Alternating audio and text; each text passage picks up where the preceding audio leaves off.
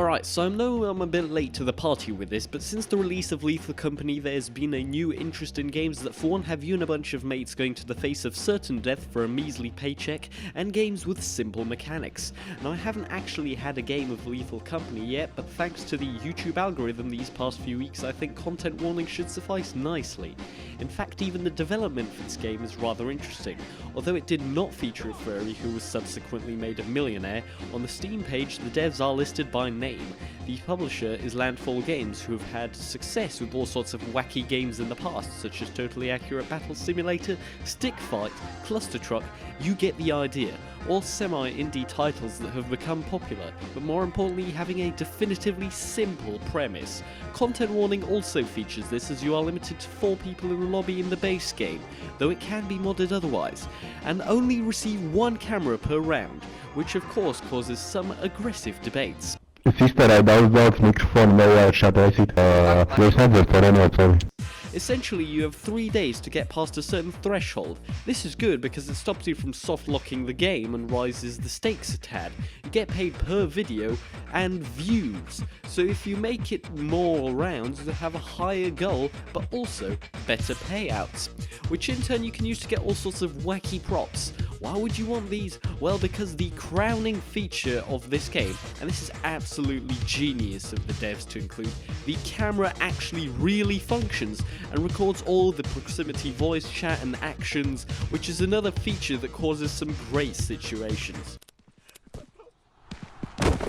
Ow! Although they do sound about the same quality as Half-Life Deathmatch. Let's go! And if you make it back to the surface, you can watch the video you made and even export it. Es laikam esmu vienīgais dzīvais, un esmu iesprūdis galda.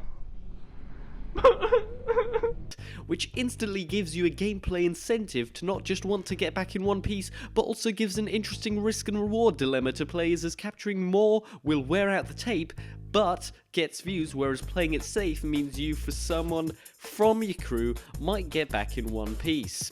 Speaking of which, the style clash is masterfully executed, because at the surface level you have a cutesy looking cartoonish island. Don't ask me how it works, as Gabe Newell put it, video games don't have to be realistic. It also has sunflowers that the viewers for some reason really like.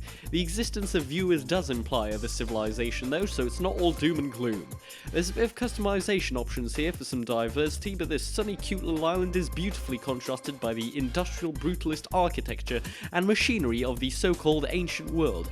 I'm assuming it is either underwater or radioactive, as you do need something called a dive bell to get to it. And if I had to put a pin on the style, I'd say it looks something like the Berserk manga. The models and everything get noticeably more higher detail and realistic. You can only assume some terrible apocalyptic event happened, which makes people like me dig way too deep into the lore of the universe. Very nice. Now honestly, the enemies themselves aren't anything major to write home about, obviously being inspired by various sources. However, the situations you get into them is where the real meat and bone of the game is. Each one is decidedly unique in approach, and as far as I can tell they appear rather randomly, so you never get a linear round or a chance to master the game. You may know the layouts of the maps, but getting the Blair Witch footage itself is the challenge posed. And we all know how that's gonna go. Let's be honest, most people far prefer playing games like this with friends, so all of you will have to be faced with the risk or reward dilemma, and choose to drag everyone else down or do it yourself. If you do fail, the game explains its narrative by it all being a bad dream. And that is basically it. It's really good, it's a simple premise, not overstretched, adding replayability and an active incentive for players to come back. The game knows its core concepts and sticks with them, refining to be the best they can be, and lo and behold, it took off. Yet another point for the Indie Game Club, proving you don't need a million different things to have a good game.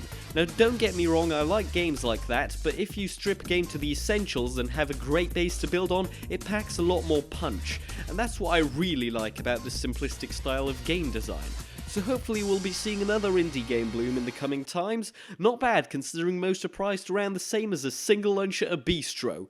Check them out and see what you find, they'll hopefully be worth your time.